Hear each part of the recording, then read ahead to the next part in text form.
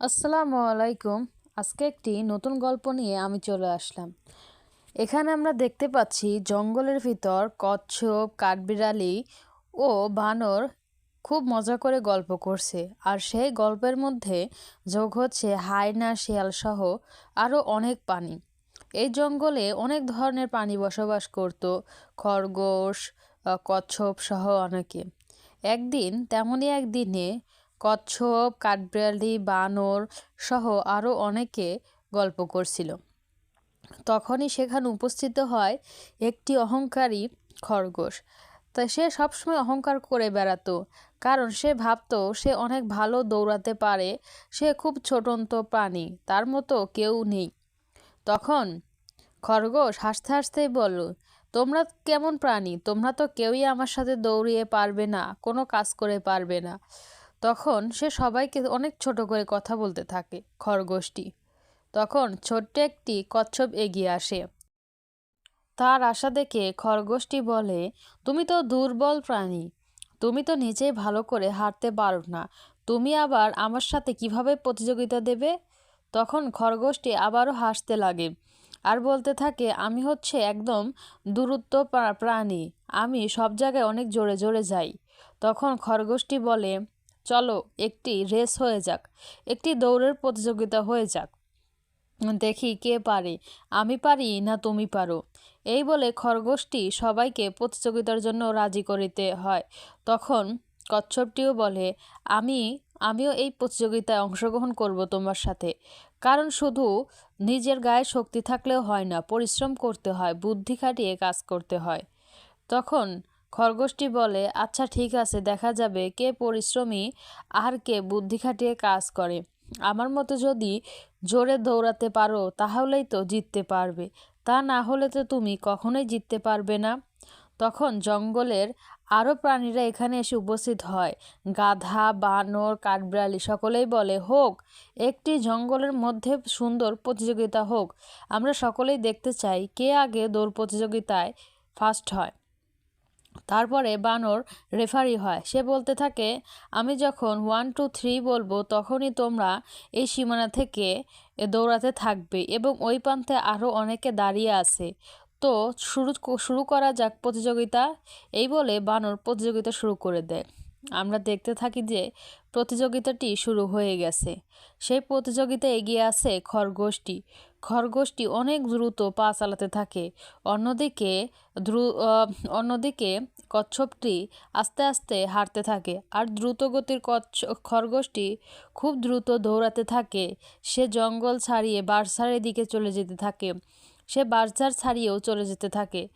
সে অনেক জোরে জোরে দৌড়াতে থাকে। অন্যদিকে ধীর গতিতে আসতে থাকে ছোট্ট এই কচ্ছপটি। কচ্ছপটি অনেক আস্তে আস্তে ধীরে ধীরে সে আসতে থাকে। সে কিছুতেই খরগোশের কাছাকাছি যেতে পারে না, সে অনেক পিছে পড়ে থাকে। অন্যদিকে আমরা দেখি কি, খরগোশটি খুব দ্রুত আবারও জঙ্গল পেরিয়ে চলে যাচ্ছে তার শেষ প্রান্তের দিকে।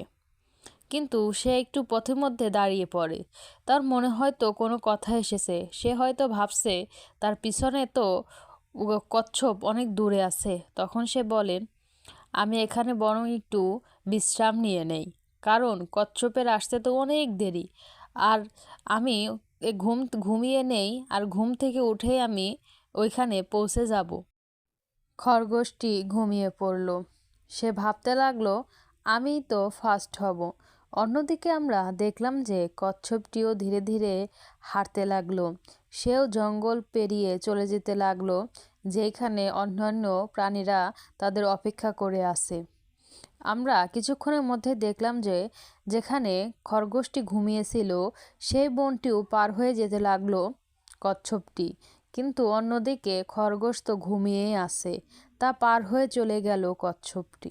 তারপরে আমরা দেখলাম কচ্ছপটি আরও নদী নালা পেরিয়ে চলে যেতে লাগলো, যেখানে অন্যান্য প্রাণীরা তাদের অপেক্ষায় আছে। সে ধীর হলেও সে কোনো কাজে ফাঁকি দেয় না। অন্যদিকে হঠাৎই খরগোশের ঘুম ভেঙে গেল। সে বলতে লাগলো, এখনো হয়তো কচ্ছপ আমার পিছেই পড়ে আছে, আমি যাই, আমিই তো এখানে ফার্স্ট হব। সে খুব দ্রুত ছুটতে লাগলো এবং জোরে জোরে লাফাতে লাগলো তার গন্তব্যের দিকে। সে অনেক জোরে ছুটতে লাগলো। সে ভাবছিল কচ্ছপ তার পিছে, কিন্তু না, সে গিয়ে দেখতে পেল কচ্ছপ অলরেডি সেই গন্তব্যে পৌঁছে গেছে। সে প্রথম হয়ে যাচ্ছে। পিছন থেকে কচ্ছপ বলছে, না, আমি তো প্রথম হব, আমি তো বিজয়ী হব, কারণ আমি তো খুব দ্রুত দৌড়াতে পারি। কিন্তু তার হলো না। অন্যদিকে কচ্ছপটি গন্তব্যস্থলে পৌঁছে সে বিজয়ী হলো। আর মনটা ছোট করে দাঁড়িয়েছিল সেই ছোট্ট খরগোশটি। খরগোশটির মুখে কোনো কথা নেই। তখনই কচ্ছপটি বলে উঠল যে, কখনো অহংকার করতে হয় না। তুমি হয়তো ভাবছিলে যে তুমি দৌড়াতে পারো, কিন্তু তুমি পরিশ্রম করনি। তুমি মাঝে মাঝে তো ফাঁকি দিয়েছো, বিশ্রাম করেছো। তারপরে খরগোশটিও তার ভুল বুঝতে পারে। সে বলতে থাকে, আমি আর কখনো তোমাদের সাথে অহংকার করে কথা বলবো না। সকলের সাথে মিলে মিশে থাকবো, কারণ শুধু গায়ে শক্তি থাকলেও নয়, পরিশ্রমেই আসল সুখ। তো বন্ধুরা, তারপরে আমরা দেখি সকলেই বনে জঙ্গলে মিলেমিশে থাকে।